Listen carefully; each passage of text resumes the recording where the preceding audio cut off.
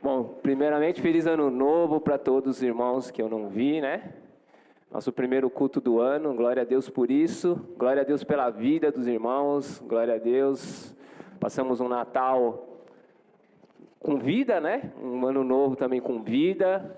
Que bênção, né, irmãos? Isso daí já é motivo de a gente estar aqui para agradecer a Deus, né?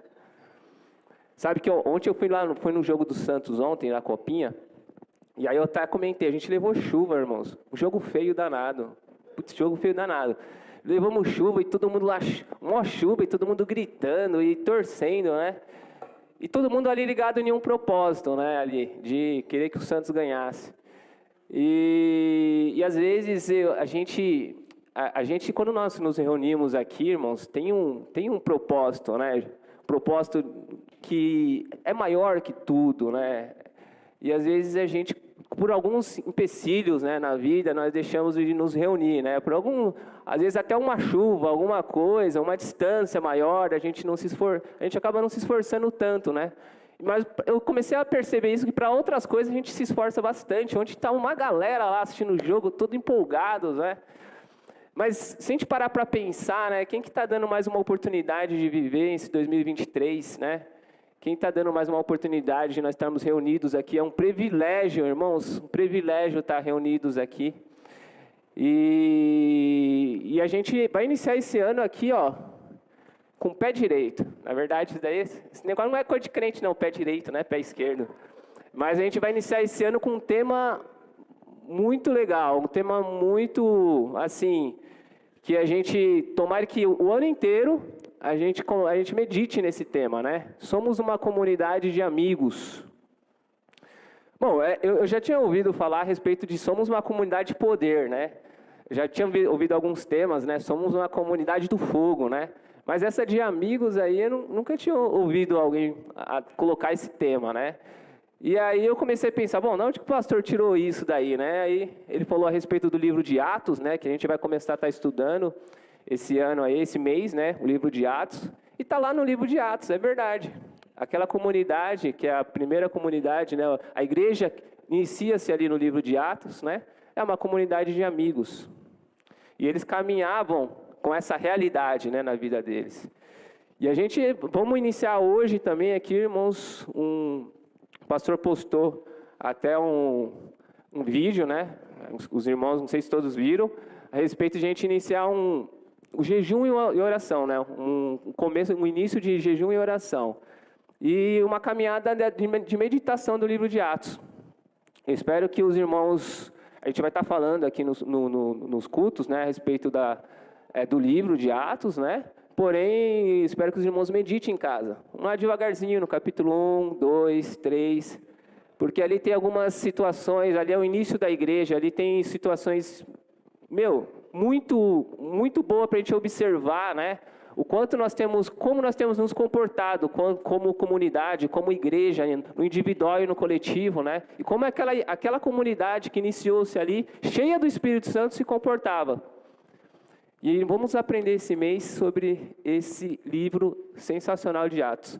Essa jornada de jejum e oração e meditação nas Escrituras, tá? Bom, glória a Deus. Vamos começar aqui. Antes de abrir o livro de Atos, eu queria abrir aqui em João 17.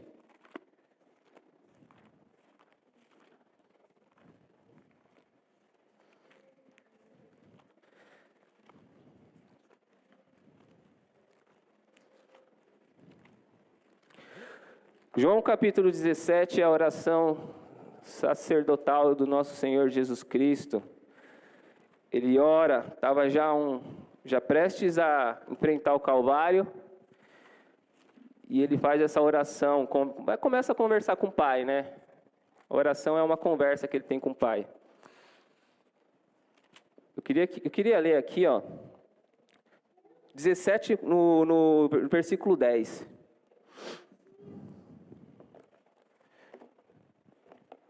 Está falando assim, ó. E todas as coisas, isso é Jesus falando, irmãos. Não, vamos ler no versículo 9. Eu rogo por eles, não rogo pelo mundo, mas por aqueles que me destes, porque são teus. e todas as minhas coisas são tuas, e as tuas coisas são minhas, e nisso sou glorificado. Bom, Jesus está falando com o Pai, que todas as coisas do Pai são deles, e todas as coisas dele é do Pai, certo? Então vamos lá. Agora lá no versículo, vamos dar uma puladinha aqui para o versículo 20. Eu não rogo somente por estes, mas também por aqueles que pela sua palavra hão de crer em mim. Jesus orou por vocês, viu, irmão? Jesus orou por nós. Para que todos sejam um, como tu, ó Pai, és em mim e eu em ti. Que também eles sejam um em nós, para que o mundo creia que tu me enviastes. Olha que lindo, irmãos. Ele fala que ele ora por nós, para que todos nós sejamos um, como ele é no Pai e o Pai é nele. Para que nós sejamos um neles. Olha isso. Então, como que o Pai é em Jesus? E como Jesus é no Pai? Bom, Jesus falou no versículo 10 lá. Todas as coisas do Pai é dele, todas as coisas dele é do Pai. E a Bíblia diz que Jesus cuida das coisas do Pai. Jesus cuidou dos discípulos, só um que se perdeu, que era realmente, esse iria se perder. Porém, ele cuidou dos discípulos até o fim, ele amou até o fim, ele cuidou até o fim. Então, Jesus cuidava de tudo que era do Pai, porque tudo que era do Pai era dele, tudo que era dele era do Pai. Agora, ele fala que nós, aqui, ele faz uma oração para que nós sejamos um, como ele é no Pai. E fala assim, que também eles sejam um em nós, para que o mundo creia que tu me enviastes. Olha que coisa interessante. Então, como que nós podemos entender que nós temos que ser como Jesus é no Pai e o Pai no Filho? Bom, tudo que nós temos, se nós somos filhos de Deus, irmãos, tudo que nós temos, Deus é de Deus. E tudo que Deus tem é nosso. Nós somos cordeiros de Cristo. Tudo que é de Cristo é nosso. Bom, e Cristo, ele tem muitos filhos. Não é só você de filho. Logo, nós temos uma família. E se tudo que é de Deus é nosso, e tudo que é nosso é de Deus, nós precisamos cuidar dos filhos de Deus. Nós precisamos cuidar um dos outros. E quando acontece esse mover do Espírito, porque isso só é possível por uma pessoa, pelo Espírito Santo. Porque quem traz comunhão entre o ser humano e o Pai e o Filho é o Espírito Santo. Tá? E quando esse mover do Espírito acontece em nós, e vai nos trazendo entendimento, e isso acontece, essa vida acontece na comunidade, o mundo vai crer que Jesus foi enviado pelo Pai. O testemunho da igreja atrai pessoas. Nós vamos ver agora no livro de Atos, que depois eu vou abrir, que a Bíblia diz assim, que a igreja ela se reunia em comunhão, e o Senhor acrescentava aqueles que havia de salvar. O testemunho da igreja fazia com que o povo olhasse e falasse, meu Deus do céu, eu nunca vi nenhum povo vivendo assim, eu quero viver aquilo. Claro que era o Senhor que trazia eles, porém, o Senhor estava se movendo no testemunho da igreja. Então, se eu sou filho de Deus e vocês são filhos de Deus, logo nós precisamos cuidar um dos outros. Porque nós cuidamos das coisas do Pai. E vocês são filhos do Pai. Eu quero falar hoje a respeito de característica de uma igreja, de uma comunidade cheia do Espírito Santo. Que é uma comunidade que vive como amigos. Somos uma comunidade de amigos. O pastor colocou esse somos como pensamos, aí nós temos que pensar como identidade, né? Como ser. Comunidade como pertencer. E ele colocou amigos como cuidado, como cuidar um dos outros, né? Nessa reflexão a gente também vamos abordar um pouquinho essa questão de ser. Então nós somos o que somos porque o Senhor introduziu o Espírito em nós e nos trouxe a comunhão com o Pai e com o Filho. E nessa comunhão Ele fez uma família. E essa família somos nós. Agora, a família que Deus fez, Ele fez com um propósito. De andarmos junto e cuidarmos um dos outros. Para que o mundo creia que Tu me enviastes. Bom, vamos abrir aqui em Atos 2:42.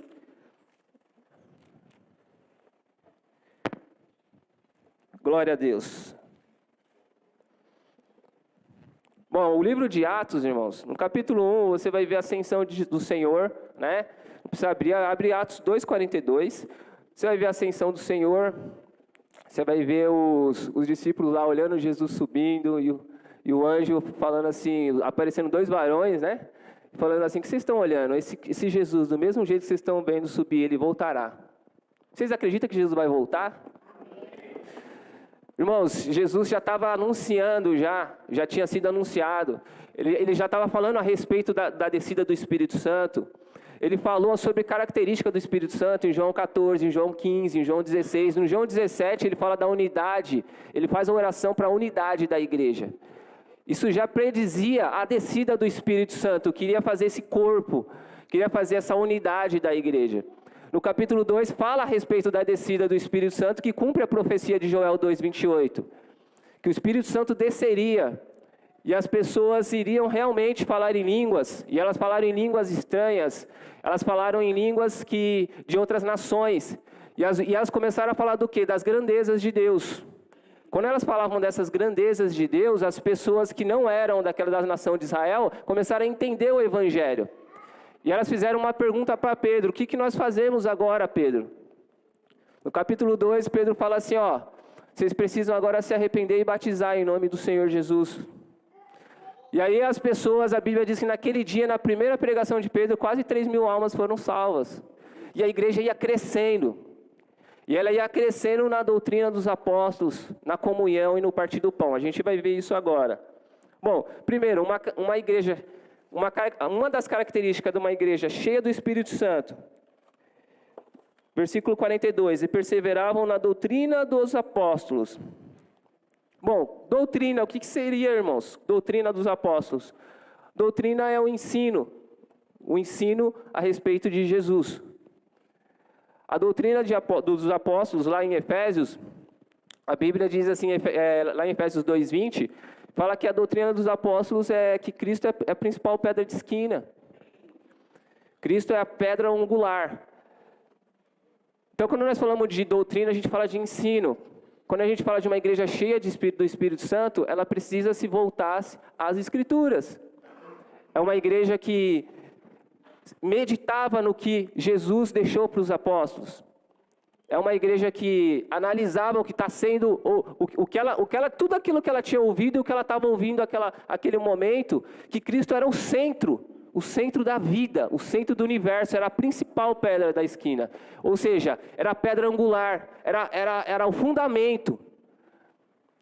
Nós precisamos voltar a meditar na doutrina dos apóstolos, para sermos uma igreja cheia do Espírito Santo. Que esse ano seja um ano, por isso que o pastor ele sempre convida a gente a ler um livro junto com a igreja, e o livro vai ser o livro de Atos, né? E a gente está falando de uma igreja cheia do Espírito Santo. Eu quero que vocês se apeguem a detalhes desse livro. Claro que a gente não consegue fazer isso em uma pregação, por isso que vocês têm que ler. Mas, nos detalhes desses livros, fala de uma perseverança na doutrina dos apóstolos, irmãos. Quantas vozes a gente escuta na internet, a gente escuta... Você sabe que eu estava de férias, estava na praia, eu falei, eu quero assistir alguma coisa de Deus. Na hora que eu coloquei na televisão, eu fiquei ouvindo, gente, eu fiquei escandalizado. Porque não sei se eu falo irmão, mas é um pastor que estava lá falando, e ele falou assim, faça o seu pacto de fé com o anjo Gabriel. Faça seu pacto de fé com o anjo Gabriel. Nunca vi isso na minha vida. Mas estava falando isso. E aí eu só queria ver qual que era esse pacto que ele está falando, né? Com certeza envolve dinheiro, né? Mas eu não aguentei, eu tive que trocar de canal. Porque eu fiquei uns 3, 4 minutos ouvindo e não ouvi falar o nome de Jesus. Ele estava falando do pacto com o anjo Gabriel. Por isso que nós precisamos se voltar às doutrinas, em voltar ao ensino das Escrituras. Eu gosto quando, eu sempre repito esse versículo que está em João, acho que João 7,38, que Jesus fala assim, aquele que crê em mim, como diz as Escrituras, rio de água viva fluirão sobre o seu ventre. Ele dizia da descida do Espírito Santo. Gente, aquele que crê em mim, como diz as Escrituras, não é como diz o Ailton, não é como diz o fulano de tal, ciclano de tal. Às vezes a gente vai conversar com umas pessoas, irmãos, e a gente tenta ensinar as escrituras para ela, mas aí você percebe que ela não acredita nas escrituras, então o assunto não acabou o assunto, porque a gente não tem outra coisa para falar senão o que está nas escrituras. Estava conversando com meu primo e eu começando a falar a respeito de Jesus. Eu falei, cara, mas as escrituras, ela prova que Jesus é o Cristo. Porque antes de ele morrer e ser ressuscitado, já previa isso. Se você ler o livro de Daniel, fala dos reinos que iriam se levantar sobre a terra. Fala da Babilônia, da Medo-Pérsia, fala dos gregos, fala dos romanos. Está no livro de Daniel, isso é história.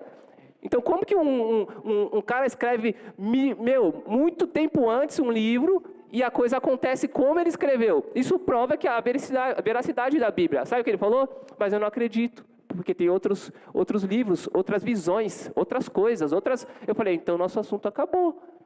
Porque eu não tenho mais o que falar. Porque tudo que eu vou falar vai estar pautada nas escrituras. Só que ele vai vir com outras ideias. Então, tá bom, tranquilo. Eu te respeito, você me respeita, tá tranquilo. Então, assim, a gente não tem para onde correr. A doutrina dos apóstolos, irmãos, tem que ser... Não existe uma igreja cheia do Espírito Santo sem meditação na doutrina dos apóstolos. É que hoje a gente fala muito de poder. E aí você vai ver essa igreja primitiva aqui, a igreja de Atos, fazendo milagres, prodígios e maravilhas. E glória a Deus por isso. Só que você vê eles não perdendo princípios essenciais, que é a meditação, de gravar, de ouvir a voz do Senhor. Você fala assim, Ailton, mas por que eu vou, ter que meditar no livro de Atos? Por que eu vou ter que meditar? O pastor sempre fala para meditar, os presbíteros que vêm aqui falam a mesma coisa. Vamos meditar. E hoje em dia tem várias maneiras de meditar nas doutrinas dos apóstolos, irmãos. Você tem um áudio, A gente fala um áudio bíblico, você coloca lá o áudio, você não precisa nem ler, você escuta o áudio. O meu filho, eu falo para ele assistir Superbook, que é fantástico. Então, as crianças têm, os adultos têm, todo mundo tem. Hoje em dia a facilidade está muito grande. Só que uma igreja cheia do Espírito Santo, sem a doutrina dos apóstolos, é cheia de qualquer coisa, menos do Espírito Santo. Nós precisamos meditar na doutrina dos apóstolos. Bom, é uma das características, está aqui. E perseverava na doutrina dos apóstolos e na comunhão. Bom, comunhão, irmãos. O que é comunhão? Comunhão, essa comunhão não quer dizer de a gente se reunir. Acho que a Vivi falou no devocional até dela, É muito além de nós nos reunirmos, e fazer uma pizza aqui com os homens, ou uma pizza com os jovens, ou um cineminha. Isso daí, irmãos, eu faço com outras pessoas também. Comunhão, ela é dada pelo vínculo do Espírito Santo. É o vínculo do Espírito Santo que traz essa comunhão e um relacionamento espiritual, sobrenatural entre uns e os outros, entre os irmãos. Essa comunhão, a gente sempre fala aqui no final, que está em 1 Coríntios 13, 14, fala assim, a graça do nosso Senhor Jesus Cristo, o amor de Deus Pai e a comunhão do Espírito Santo, seja com todos nós. Amém. Porque a graça de Deus Pai, a graça de Jesus Cristo é importantíssima, porque se a graça não fosse derramada, nós não teríamos o Espírito Santo e nem a salvação. O amor de Deus Pai se expressa através da graça derramada, que foi Jesus.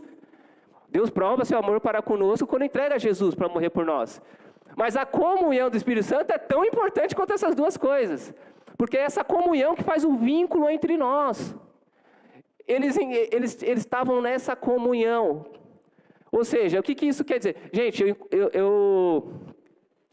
tem alguns irmãos que congregaram comigo há 8 anos atrás. Eu oro por eles todos os dias. Todos os dias. O que é isso?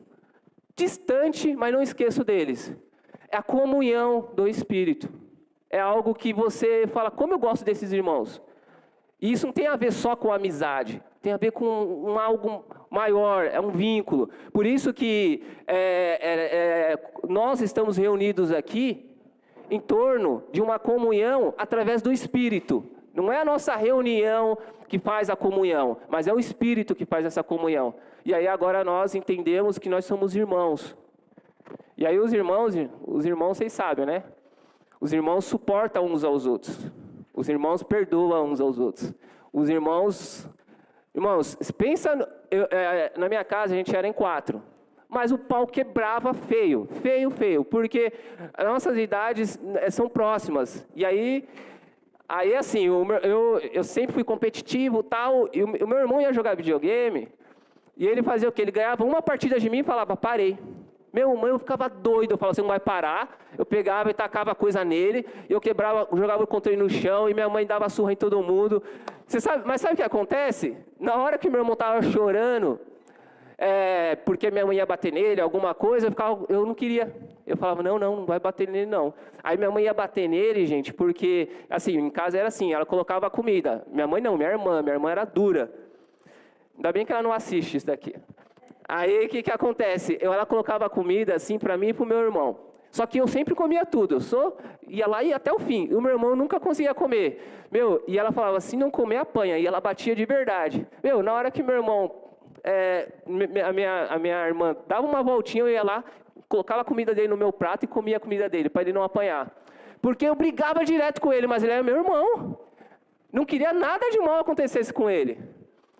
Porque tinha algo ali, uma ligação, um elo. Nós, irmãos, nós não somos aqui uma reuniãozinha que fica aqui um monte de anjinho, né? Pensando assim, nossa, olha que bonito. O Ailton, ele é tão calminho, ele é tão bonito pregando, ele é tão calminho. Aí você convive comigo e você fala, ele não é calminho, ele não é isso que eu estava pensando, entendeu? Só que eu sou crente, hein? Eu sou crente. Só que a gente está melhorando. Por isso que nessa comunhão, a gente tem que pensar assim, existem pessoas diferentes aqui, entendeu? Tem pessoas que é mais agitada, outras mais temperamental, outras mais calminha, outras tem um controle próprio, né? O domínio próprio, né? Melhor do que a outra. E não tem problema disso daí, gente. A questão é que nós precisamos entender que Jesus não chamou nós para mudar o outro. Jesus chamou nós para mudar nós. Isso eu aprendi, eu falei numa reunião de família agora. Eu tentei tanto mudar a minha família, às vezes, e agora nem me preocupo tanto com isso. Por quê? Porque eu descobri, né, andando com os irmãos e lendo as Escrituras, e o Senhor foi ensinando, que Ele não me chamou para mudar o Álvaro. Ele me chamou para me mudar de uma tal forma que eu veja os defeitos do Álvaro e eu continue andando com ele, e amando ele, e ajudando ele. E quando ele vê os meus defeitos, ele continua andando comigo, me ajudando, me perdoando, assim como a gente faz com família. Assim como a gente faz com família. Então essa reunião aqui não é uma reunião de santos, porque a igreja é santo, porque é santificado. Porém, não é uma reunião de santos onde que todo mundo aqui está andando numa perfeição. Então nós esperamos que o irmão Clebinho seja calmo. Nós esperamos que o outro, nós começamos a criar expectativa um dos outros. A primeira discussão, a igreja não é como eu pensava. Não é e nunca foi, e nunca vai ser. A igreja é uma igreja, por isso que Jesus falou, eu vim para os que estão doentes. Os que estão se sentindo são, não precisa de mim. E nós somos doentes, tomando remedinho todos os dias. E quem me dá esse remédio? Vocês. Quem me dá esse remédio? Eu. Jesus usa vocês para me dar o remédio. Jesus usa eu para dar o remédio para vocês. Jesus usa o pastor para dar remédio para a gente. Porque o pastor precisa de remédio também. E esses remédios, irmãos, eles têm uma fórmula. A fórmula está aqui. Na igreja de Atos você vai ver a fórmula. Comunhão, doutrina dos apóstolos, oração, entendimento a respeito de família de Deus, o Espírito introduziu a gente em um corpo e nos fez família de Deus. Então, o que seria a comunhão? Comunhão não é o nosso café, comunhão é o vínculo do Espírito que nos traz um relacionamento espiritual e nos une como uma família. Beleza? Outra coisa aqui, no 42, ele fala sobre perseverança na doutrina dos apóstolos, comunhão, no partir do pão. E no partir do pão, os nossos olhos se abrem. Bom, no partir do pão, irmãos, isso daqui é uma coisa bem legal, né? Quando nós entendemos realmente essa questão da família, esse partir do pão se torna natural. Porque nós nos preocupamos com a nossa família, então nós vamos nos preocupar com os outros.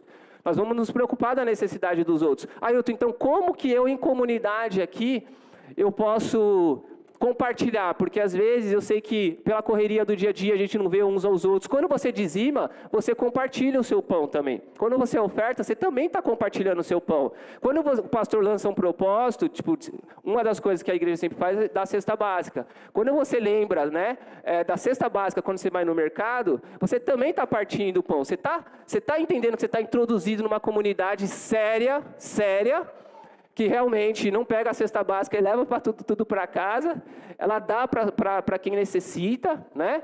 Quando você entende isso, você tem vários meios de compartilhar, de partir o pão, de ajudar uns aos outros. Você faz isso indo nas casas, você faz isso ouvindo as pessoas, né? E de repente você não pode ajudar financeiramente, mas você ajuda com uma oração e você procura uns outros irmãos, procura os líderes da igreja, como podemos ajudar essa pessoa? Qual é a melhor forma, a melhor maneira de ajudar essas pessoas? Gente, vocês lembram do Pai Nosso, né? Mateus 6:9. A Bíblia diz que, Pai Nosso que estás no céu. Eu acho muito legal os jogadores de futebol orando Pai Nosso, né? Pai Nosso que estás no céu, santificado seja o vosso nome, venha o vosso reino. Meu, muito legal isso daí. Mas você percebe, gente, a oração do Pai Nosso não tem nada a ver com uma meditação de repetição, né? Tem nada a ver. Porque, na verdade, a galera está falando, mas não sabe nem o que está falando, né? Na verdade, o Pai Nosso é deixado para a gente refletir uma forma de se viver. Então, por exemplo, quando ele fala pão nosso de cada dia, bom, está no plural ou no singular? O pão nosso. Está no plural. Então, Jesus está falando, no pão nosso de cada dia nos dai hoje. Ele está falando de uma oração. Quando você pede o pão para Deus, a necessidade para Deus, ele está falando que é nosso. É uma necessidade nossa. Logo, vai suprir a sua necessidade, mas você tem que olhar para o outro. E logo, ele está falando de uma intercessão coletiva. Perdoai as nossas ofensas. Está falando de uma intercessão coletiva. Você percebe que quando Deus fala, ele vai ensinando, ele não fala no individual, ele fala no coletivo. Por isso que a maior estratégia do diabo é fazer você andar sozinho. Porque Jesus nunca mandou ninguém andar sozinho. Provérbios fala assim que quem se isola insurge da verdadeira sabedoria. Jesus ele lançou os 70, ele lançou em 2. Depois ele vai e escolhe 12 discípulos. E os 12 andam junto. Depois você vai ver Paulo saindo com o Barnabé. Depois você vai ver Paulo e Silas. Você vai ver os caras sempre em 2, sempre junto. E eles saíam para a missão e depois voltavam para a comunidade. Olha que legal. Então esse partir do pão é dividir realmente necessidades, vida. A igreja fazia isso. Para eles era tudo em comum. E eles vendiam os bens, derramavam nos pés dos apóstolos e eram divididos. Não tinha ninguém que necessitava, ninguém que tinha muito e ninguém que faltava tudo. Então eles começaram a fazer, né? E hoje a gente vive, gente, um mundo tão capitalista, está tão impregnado nas coisas de ter, que nós esquecemos, né? A gente quer sempre as coisas, esquece pessoas. Isso é muito sutil. Porque assim, você trabalha, realiza seus sonhos, e ninguém nunca vai falar que isso é pecado para você. E dependendo dos sonhos, da forma que você está realizando os sonhos, não tem nada a ver com o pecado. Mas, se você trabalha só para realizar os seus sonhos, aí realmente a gente está indo para um caminho que pode começar a gente pode começar a mergulhar no egocentrismo e no humanismo. Deus me serve e as pessoas também. Então, nossos sonhos têm que estar realmente relacionados com alguém, com o outro também. Porque os nossos sonhos, até os nossos sonhos não pode ser somente individual, gente, tem que ser coletivo. Eu creio que Deus se preocupa com mínimos detalhes de nossas vidas, mínimos detalhes. Não tem coisa boba para Deus. Você fala assim, então quando eu pedir para Deus, eu tenho que pedir o quê?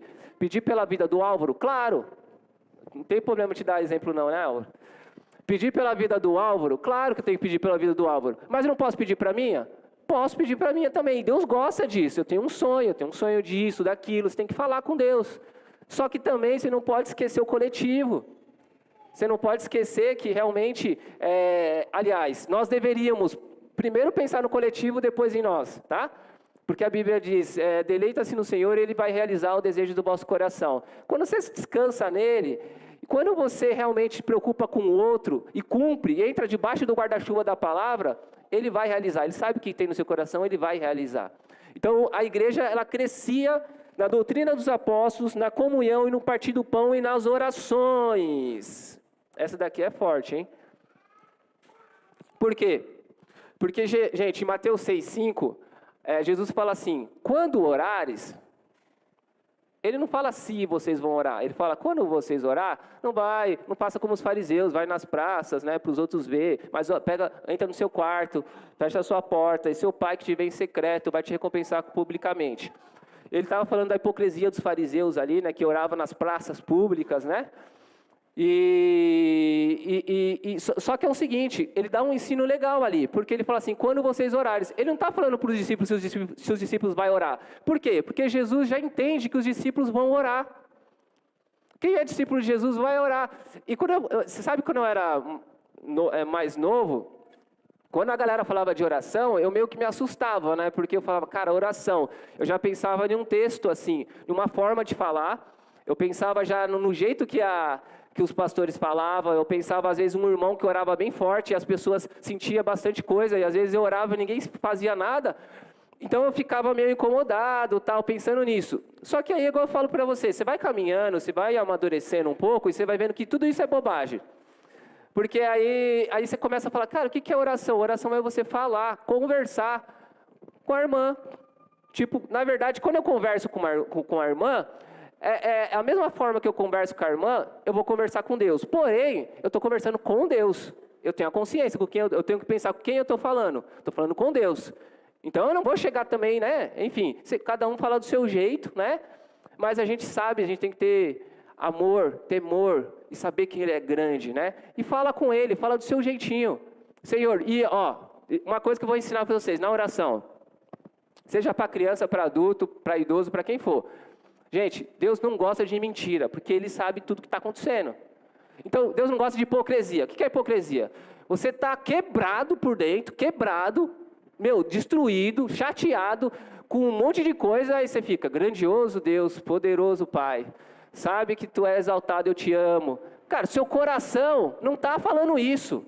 A Bíblia diz assim, que a sua boca, a Bíblia diz assim que você tem que confessar com a boca e crer com o coração, e aí você vai ser salvo. Aquele que confessa com a boca e crê com o coração vai ser salvo. Então não é a gente falar que, eu recebo Jesus. Isso é minha boca está falando, o meu coração às vezes não está falando aquilo.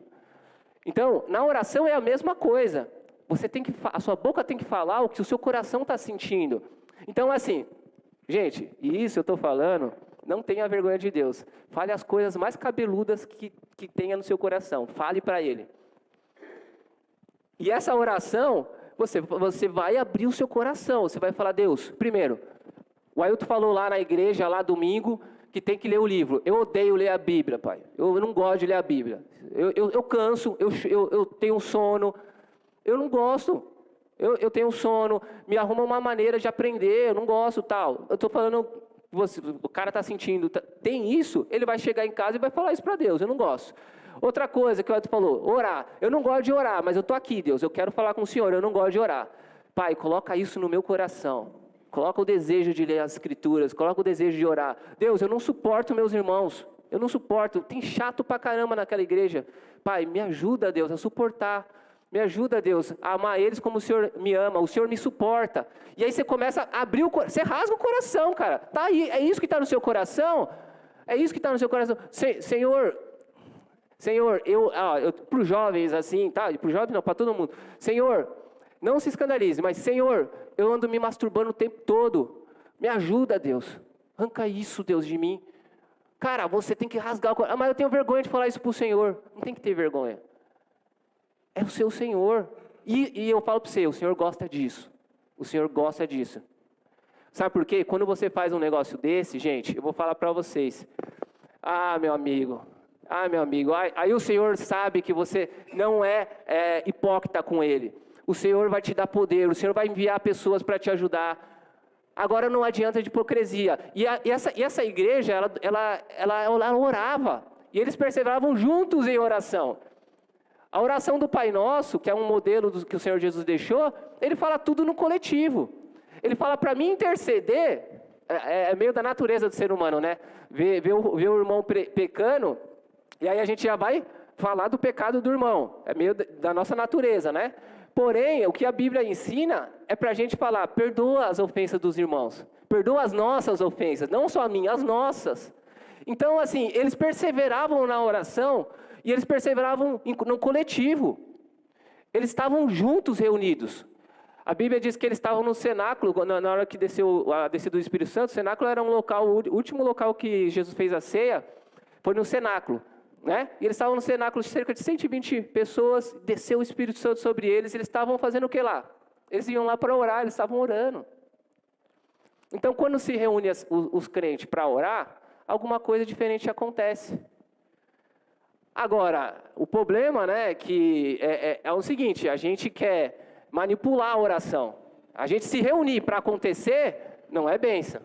Eles só se reuniam porque eles entendiam que o Cristo fez deles, trouxe uma comunhão vinculada pelo Espírito, fez deles família e agora trouxe eles para andar junto. E aí eles queriam sempre estar junto, cara, é igual um corpo. Por isso que a Bíblia retrata a igreja como um corpo. O corpo, não posso, a minha mão não pode andar. Já viu um braço andando sozinho? O braço não anda sozinho. O braço nunca vai andar sozinho, já viu? Então, o braço ele anda ligado com o corpo. Então, o corpo tem que estar junto. Então, nós precisamos estar junto. Claro que essa questão da pandemia, tudo deu uma afastada. Eu acho que, no meu ponto de vista, a pandemia expressou um pouquinho a frieza espiritual que a igreja já estava sofrendo. E aí, o que acontece? Essa afastada, irmão, eu falei para minha mulher, nossa, Val, mas acredita, cara, acho que muito tempo sem ir na igreja, eu fiquei um pouco assim, eu me senti frio. Assim, sabe o que é frio, assim? Aquela questão, assim, de você escutar um louvor e você, cara, estou sentindo a presença de Deus. Você sentir aquela emoção do louvor, toca no seu sentimento, no seu entendimento, na sua alma, te dá um refrigério. Sabe quando você começa a não sentir essas coisas? Aí no primeiro culto presencial eu falei, cara, que diferença. Porque o culto online não substitui o presencial. Porque a gente está aqui no coletivo, gente. A gente está no coletivo e a gente está aqui, ó, no momento, só de vocês estar perto um do outro, só de vocês compartilhar alguma necessidade depois do culto, só de vocês, só a gente fazer uma oração coletiva aqui, isso tem um poder tremendo, porque isso é um ensinamento, isso é a característica de uma igreja cheia do Espírito Santo, ela se reúne, ela está junto. E às vezes a gente precisa de uma mensagem. Estou lá no trabalho, alguém passa uma mensagem legal, mas às vezes preciso de um abraço.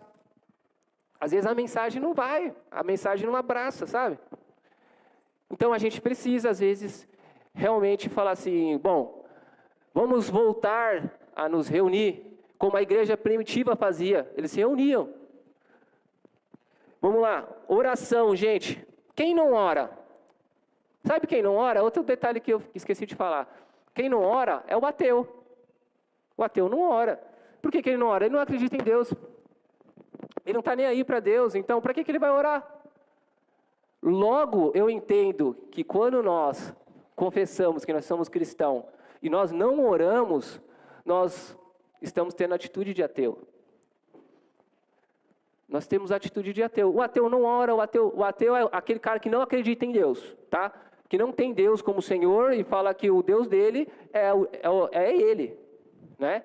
Agora, o que acontece? Gente, se o ateu não ora, se o ateu não medita nas escrituras, se o ateu não quer se reunir para estar junto, para orar, para fazer nada, e nós estamos realmente sem orar, sem meditar nas escrituras, e não queremos nos reunir, parece que a incredulidade está chegando em nossos corações. Só que a gente não vai falar isso. A gente vai falar assim, não, eu tenho fé, Deus está no meu coração. Mas na prática de vida, a gente está praticando, a gente está vivendo como o ateísmo. A gente está praticando o ateísmo. Então o evangelho não é um discurso. O evangelho é uma vida. A igreja primitiva, ela vivia essa vida aqui, ó, de oração. E aqui, ó, o próximo, vamos lá, Vamos no 42. E perseverava na doutrina dos apóstolos, na comunhão, no partir do pão e nas orações. Em toda a alma havia temor. E muitas maravilhas e sinais se faziam pelos apóstolos. E todos os que criam estavam juntos e tinham tudo em comum. Isso é importante, hein, gente? Todos os que criam estavam juntos.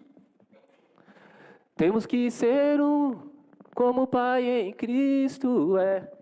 Temos que ser um, para que o mundo creia que o Pai nos enviou. A gente canta, né? Amai-vos uns aos outros. Esse texto é o texto de João 17, que o Fernandinho fez essa música. É do Fernandinho, né? Ele fez essa música aí. Temos que ser um, como o Pai em Cristo é. Eles estavam juntos. Então eles entenderam. Claro, irmãos, você não consegue caminhar junto com todos, né?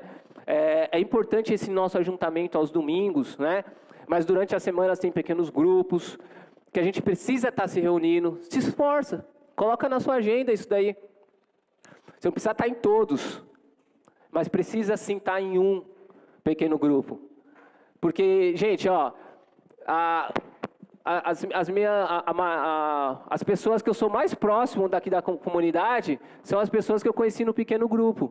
Porque o pequeno grupo a gente acaba conseguindo conversar um pouco mais, a gente acaba tendo mais afinidade, a gente acaba rindo, a gente acaba chorando junto, a gente acaba, no final dos estudos, a gente compartilha as necessidades.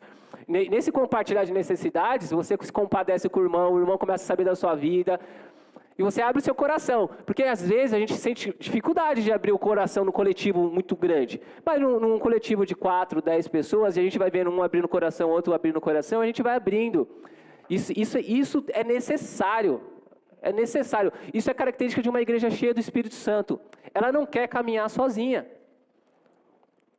A gente tem hoje os desengrejados, né? A gente tem as pessoas que acham que eu vou viver sozinho. Bom, você está entendendo que elas não entenderam o propósito eterno de Deus? Qual que é o propósito eterno de Deus, Ailton? Eu sempre falo isso. O propósito eterno de Deus não é te tornar um cara abençoado aqui na terra. Não é isso, tá? O propósito eterno de Deus não é das bênçãos que as Escrituras falam que Ele vai te abençoar. O propósito eterno de Deus é trazer muitos filhos à imagem e semelhança do seu Filho Jesus. Esse é o eterno propósito de Deus. Por isso que a Bíblia diz que todas as coisas cooperam para o bem daqueles que amam a Deus, daqueles que são chamados segundo o seu propósito. E aí ele vai falando, aqueles que chamou também justificou, aqueles que justificou também glorificou, para que seja a imagem do seu Filho Jesus. Então, assim, para vocês verem, o eterno propósito de Deus é que nós andemos juntos e juntos nos tornamos parecidos com Cristo. E quem faz parte dessa obra?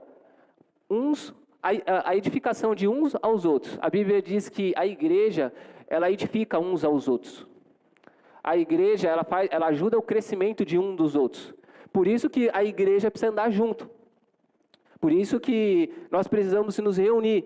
Essa questão de eu fico só na minha casa e eu faço a minha meditação, eu faço a minha oração e está tudo certo. Bom, Jesus não caminhou assim, né? Mas cada um entende cada um vive a vida que quer. Porém, Jesus falou que tem que crer nele como diz as Escrituras. Porém, por isso que a gente medita nas Escrituras, gente. Quando eu mudei de congregação, a primeira coisa que eu falei lá em casa, preciso achar uma congregação para comunhão, para viver, para congregar. Eu preciso achar um local. E aí eu comecei em várias igrejas do poder. E aí eu achei essa que era sem poder. Tô brincando, gente. Aí eu comecei a ir em várias igrejas de poder e tal, e eu não me identificava, mas eu não deixava de ir. O problema é que a gente quer ficar ali, né?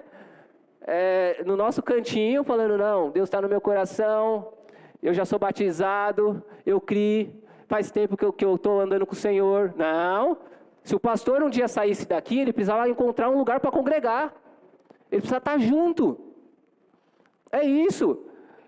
E se você faz parte dessa comunidade, e eu faço parte dessa comunidade, que esse ano de 2023, nós realmente vamos andar juntos.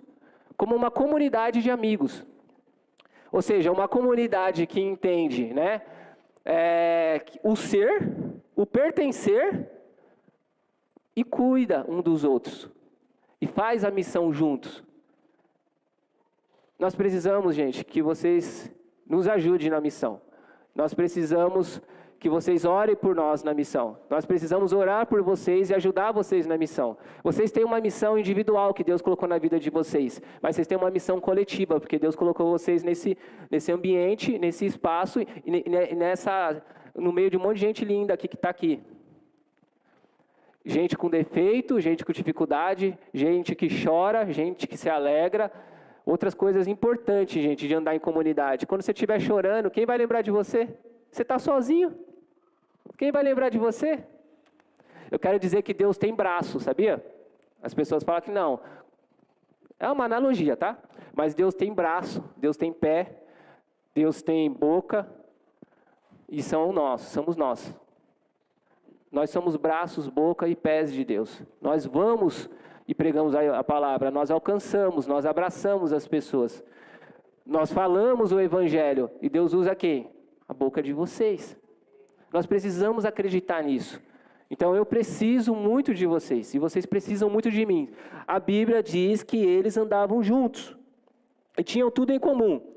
E vendiam suas propriedades e bem e repartiam com todos, segundo cada um havia de mister. E perseverando unânimes todos os dias no templo. Todos os dias, hein, cara? A gente nem persevera todos os dias, né? Todos os dias no templo, e partindo o pão em casa, comiam juntos com alegria e singeleza de coração. Gente, alegria. Você sabe, uma coisa que a gente precisa pedir para Deus, Deus, me dá prazer de estar indo nos reunir. Me dá prazer de estar indo. Arranca essa nhaca, arranca essa preguiça, me dá prazer, me dá alegria, me dá entendimento. Ora isso. Ora sobre isso. Deus, me dá prazer de ler as Escrituras, me dá prazer de estar num pequeno grupo. Eu não sinto prazer, Deus, me dá prazer. E, além da comunhão, do perseverar na doutrina dos apóstolos, no partir do pão, no andar junto, eles tinham prazer, eles tinham alegria, irmãos. Eles tinham, por isso, irmãos, que a gente vive no mundo capitalista, né? E, de novo, né? Olha como é interessante, quando a pessoa se enche do Espírito Santo, como ela esquece um pouco o ter e começa a olhar mais as pessoas. Ela começa a enxergar o ser humano de forma diferente, né? Gente, o Evangelho é como você andar num quarto escuro, tateando, antes de conhecer o Evangelho, procurando um caminho de saída e batendo a cabeça na parede o tempo todo. Jesus vem e acende a luz, e aí você consegue enxergar a porta, você consegue enxergar as coisas que você não enxergava. Então, no mundo capitalista, cara, a gente enxerga coisas, mas o Evangelho faz você enxergar pessoas, não coisas. E aí, por isso que eles vendiam as propriedades, eles vendiam as coisas, e eles não estavam nem aí, cara. Talvez eles teriam que segurar um pouco, tal, mas eles não estavam nem aí, eles encontraram algo maior, eles encontraram uma forma de viver melhor, eles encontraram algo muito além daquilo que eles sonharam e tinham. E por isso, você já percebeu que quando você vive por algo maior, tudo aquilo que você tem é secundário. Então eles colocaram tudo que eles tinham como secundário, eles começaram a viver algo maior, o propósito de servir ao Senhor. Uma igreja que medita, que ora, que está junto, que ora junto, que suporta uns aos outros, ela faz missão. Não tem como, ela faz missão, porque ela vai se mover, ela está junto, ela está vendo o irmão fazer, só que ela anda junto, ela vê o irmão fazer, ela vai junto com o irmão, ela vai acabar fazendo também. Então essa igreja aqui, ela era uma igreja, irmãos, que realmente era cheia do Espírito Santo, e eles sentiam alegria naquilo que fazia, prazer naquilo que fazia. A Bíblia diz, Jesus fala assim, ó, digo isso para que a minha alegria esteja em vós e a vossa alegria seja completa. A alegria de Jesus tem que estar em nós. Sabe, a gente tem uma coisa, irmãos, que a gente confunde muito. Por exemplo, tanto a paz como a alegria e a esperança é o que todo mundo procura, né? Você vai ver os caras da Globo falando, no 2023 tenha muita paz, saúde, alegria. Todo mundo deseja isso em 2023, né? Mas todo mundo tem uma perspectiva de uma alegria, paz e esperança, irmãos, circunstancial. Isso é um problema, porque, tipo assim, a alegria circunstancial, ela oscila o tempo todo, o ano inteiro. Um ano eu estou desempregado, outro ano eu não estou, um ano eu estou com dinheiro, depois eu não estou, depois meu filho está doente, depois não está. Um dia eu estou me divertindo, outro dia eu estou chorando. Essa alegria que eles tinham não tinha a ver muito com circunstância, não, irmãos. Aliás, não tinha a ver com circunstância. Essa alegria estava no Senhor. A paz e a alegria no Senhor é imperturbável. Porque a gente não se alegra pelo acontecimento ou se perturba pelo acontecimento. A gente tem algo interior que é dado pelo Espírito, que traz uma esperança no nosso coração. Jesus falou que Ele ia dar a paz e a alegria dEle em nós. Só que você percebe que a gente não consegue ainda usufruir dessa paz e da alegria? Você percebe que quando a gente fala que Jesus fala que Ele vai dar vida e vida em abundância, a gente fala, que diacho de vida em abundância é essa? Porque eu estou passando um perrengue, vivo em comunidade, não consigo ter paz, estou me preocupando com tudo, estou com isso, estou com aquilo, e angústia, e isso e aquilo. Então, é porque a nossa alegria e esperança, a nossa alegria e paz ainda está na perspectiva circunstancial. A gente tem que tirar essa perspectiva circunstancial e entender que, independente da circunstância, a gente tem um Senhor que nos traz consolo no momento de choro, que nos traz alegria, irmãos, que nos traz paz, que nos traz esperança, que nos traz arrependimento, que nos traz um recomeço. Às vezes eu dou umas cabeçadas, cara, que eu caio. E aí eu falo assim, não, mas o Senhor tem um recomeço. O Senhor tem um recomeço, seja na área financeira, seja na área espiritual, seja na área de casamento, seja na área com filhos, seja na área de amigos. Deus tem um recomeço. E isso que alimenta a nossa alegria de vir, e alimenta a nossa alegria de estar junto, alimenta a nossa alegria. Não é uma alegria que o mundo traz, irmãos. É uma alegria diferenciada, é uma alegria do Espírito, é uma alegria que vem do Senhor, e ela vem através de um entendimento. Estou terminando já, glória a Deus, senão vocês vão dormir. Bom, então uma igreja cheia do Espírito Santo, ela medita na doutrina dos apóstolos, ela entende a comunhão, ela compartilha o partir do pão, ela ora, e ela tem alegria. E no 47 fala assim, louvando a Deus e caindo na graça de todo o povo. E todos os dias acrescentavam o Senhor à igreja aqueles que se havia de salvar. Esse versículo aqui é o cumprimento de João 17 lá que a gente leu. Jesus fala que quando vocês estiverem quando vocês estiverem nessa comunhão, como o Pai é em mim e eu no Pai, o mundo vai crer que tu me enviastes, o mundo vai crer. Jesus falou assim, ame uns aos outros para que todos reconheçam que vocês são meus discípulos. O testemunho da igreja, o testemunho do Espírito fez com que as pessoas olhassem e falavam, eu quero isso, eu não encontro isso em nenhum lugar. Agora, a gente, quando a pessoa chega, a pessoa vê o nosso testemunho, ela vai ver briga. Vai, irmãos, vai. Ela vai ver, às vezes, um irmão mentindo, o outro fazendo uma coisa errada ali. Vai. Só que ela vai ver dentro da igreja que ninguém joga esse irmão fora. Ela vai perceber, cara, aqueles irmãos ali eu pensei que era tudo anjo, mas não é anjo. Já que eles não são anjo, tem coisa que eles fazem, cara, que eu faço. Só que eu percebo que ninguém joga eles fora. Eu percebo que o pessoal continua ensinando, continua orando, continua chorando quando ele erra, continua levantando ele. Aí a pessoa olha de longe e fala assim, cara, eu quero estar num lugar desse. Eu quero estar num lugar desse.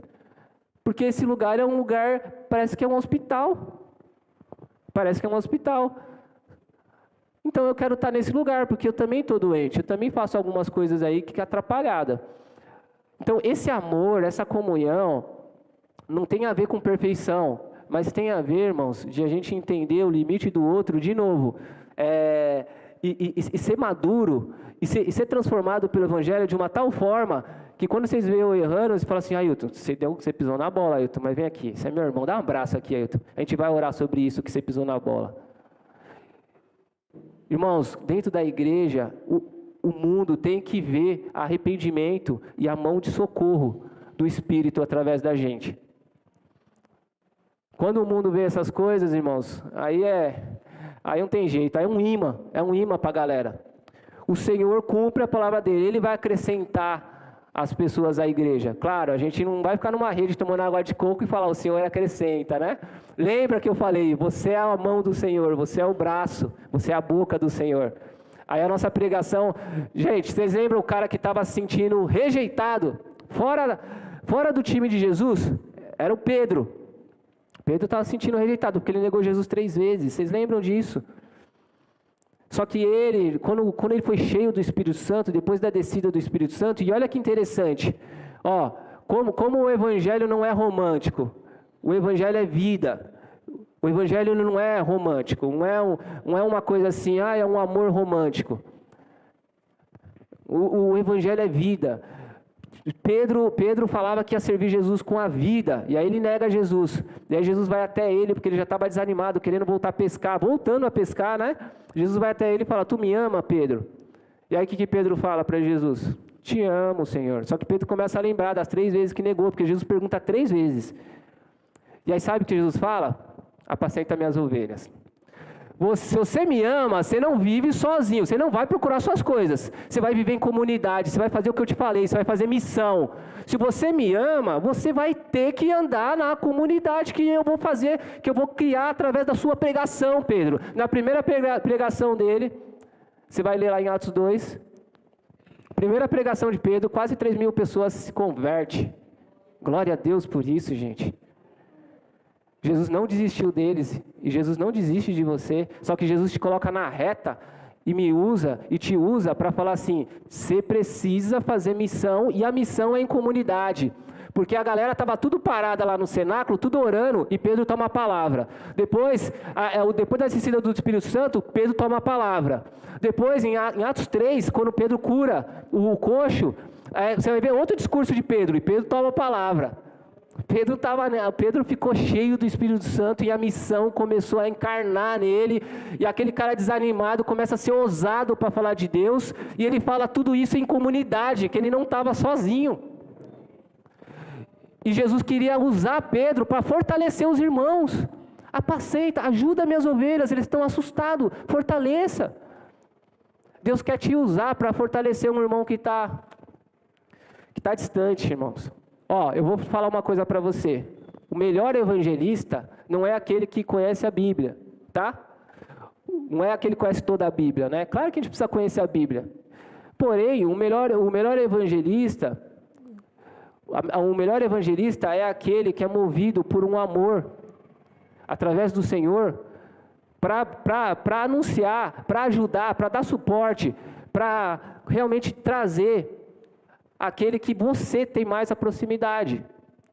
Então, por exemplo, estou dando um exemplo aqui, claro, por exemplo, vou explicar para vocês entenderem. Por exemplo, eu gosto das escrituras, tal, legal, mas alguém que o Vitinho conhece, não vai ser eu pregar para alguém que o Vitinho conhece, não vai ser o mesmo efeito do que o Vitinho anunciar.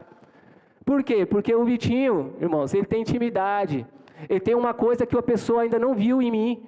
Ele tem um amor pela pessoa, a pessoa sabe, ele é amigo, a pessoa sabe que ele é próximo da pessoa, que a pessoa sabe que ele ama a pessoa vai ouvir aqueles que são próximos. Então não espere o pastor pregar, não espere o Ailton pregar, não espere alguém anunciar, ajude alguém que esteja próximo de vocês, que vocês têm muitos amigos. Ajude, ore e fale, vamos orar. Não precisa já chegar falando para eles assim, vamos para a igreja, fazer como a igreja de Atos, porque a gente perseverava no partir do pão. Não precisa fazer isso. Só que você chega e conversa com ele, e abraça ele, e fala, você está precisando de alguma coisa? Eu posso orar pela sua vida? E começa a estar próximo mais dele. E um dia, você vai lá e ora a Deus, e faz o convite, vamos lá comigo lá, vamos ouvir um pouquinho a palavra de Deus. Você é o melhor evangelista de quem está próximo. O melhor evangelista é aquele que está próximo, aquele que ama, aquele que está cuidando, aquele que é amigo. E vocês têm essa oportunidade. E por último, gente, a igreja cheia do Espírito Santo é uma igreja que se arrepende. Pedro, no seu discurso, os caras falam assim, o que nós precisamos? Ele fala, vocês precisam se arrepender. O que vocês precisam? Eles precisam se arrepender. Aí depois, no segundo discurso de Pedro, Pedro fala assim, ó, vocês têm que se arrepender e se converter. Isso é legal, né? Arrepender e converter. Arrepender é reconhecer os seus erros diante de Deus. E converter é a mudança. Se pecado é errar o alvo, arrependimento é você converter a encontro do alvo. Então, o que a igreja cheia do Espírito Santo tem que fazer? Se arrepender. Se arrepender do que, Ailton? Se arrepender de não orar. Sou um ateu, me arrependo, Deus me perdoa. Se arrepender de não ler as Escrituras. Se arrepender de não andar em comunhão. Se arrepender de não partir o pão, não compartilhar a vida. Se arrepender de não fazer missão. Se arrepender de não estar juntos, como a Escritura diz. Que tudo isso é característica de uma igreja cheia do Espírito Santo. E tem mais, hein? Os irmãos vão falar muito mais que eu. Então nós precisamos nos arrepender. Porque isso é coisa do Espírito. E o arrependimento, gente, gera constrangimento e uma ação. O arrependimento gera uma ação. Eu preciso mudar a minha agenda. Minha agenda vai mudar. Então, o arrependimento gera uma ação. Quando eu estava meditando e pensando, né, no que ia trazer, aí, por último, eu pensei nessa questão do arrependimento. E aí eu comecei a pensar a respeito de coisas que eu preciso me arrepender também, né? E aí a gente começa a meditar um pouco em algumas situações, irmãos, que realmente preciso dispor mais o meu tempo, preciso dispor mais o meu vigor, preciso realmente ter mais ações. E isso, irmãos, sinceramente, o Senhor vai falar no coração de vocês. Eu espero que a palavra de hoje fale no coração de vocês. Todos os tópicos que eu falei, naquilo que a gente precisa melhorar. Por exemplo, você precisa orar. Eu não estou orando. O Bailton falou que eu sou um ateu. Sou um parecido com um ateu. Aí você fala, cara, quer saber? Vou marcar 2 minutos de oração por dia. Vai começar com 2 minutos. O pastor já está começando a jornada aqui junto com a igreja de jejum e oração e meditação na palavra. Então eu vou fazer o seguinte, 2 minutos de oração todo dia. E o Ailton falou do orar coletivo. Eu vou lembrar de algum irmão. Vamos fazer essa ação, irmãos. E isso é uma ação do arrependimento do Espírito.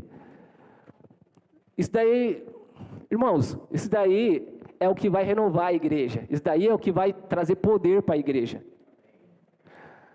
Isso daí é o que vai trazer poder para a igreja. Vamos fazer isso? 2 minutos de oração, vocês... Estou dando um exemplo, tá? Vocês podem fazer mais ou até menos. Menos é difícil, né? Como 1 segundo. Deus, eu te amo. Fui. Aí é difícil. Mas, 2 minutos. Estou dando um exemplo. 2 minutos de oração. Aí você fala, e eu não vou ler um capítulo. Eu vou ler 3 versículos por dia. Cara, começa, mas o importante é começar. O importante é ter uma ação. E o importante é perseverar. Porque o bom não é como você começa, como você termina, né? Aí você fala assim, Ailton, eu tenho dificuldade. Tá bom, eu entendo. Porque tem irmãos aqui que eu sei que é novos, irmãos. Tem dificuldade. Então, eu convido vocês a participar pelo menos de um pequeno grupo. Tá? Tem pequeno grupo na terça, celebrando na segunda. Na quarta, tem pequeno grupo na quarta? Terça de manhã, terça à noite tem pequeno grupo. Procure a Silvia, que a Silvia vai falar toda a agenda que tem. Ali, ali no mural tem, gente. Ali no mural tem. Por que eu estou falando isso? Porque gente, eu não estou aqui para fazer... Enfim, eu não estou aqui para falar o que os irmãos querem ouvir, ou o que eu quero falar para impressionar. Eu estou falando assim que essas coisas que as Escrituras dizem só fazem efeito se tiver uma ação. E aí você vai perceber o quanto fez bem para vocês participar de um pequeno grupo. Arrumar um espacinho na sua agenda. Porque às vezes a pessoa não consegue mesmo orar em casa e sozinho, ou não tem prática de ler as Escrituras. O pequeno grupo vai ajudando ela ajudando ela a ter um entendimento, a aprender, ela vai ler lá alguma coisa, vai ter uma revistinha para ela acompanhar um passo a passo, é muito importante isso. Fora a comunhão que você vai ter com os irmãos, porque às vezes tem muito bolo, muita coisa gostosa, nos pequenos grupos, fora isso, né? Não vem, eu ia falar assim, não vem só para as festas dos pequenos grupos, mas pode vir também para as festas dos pequenos grupos. Ficar de pé, irmãos? Glória a Deus.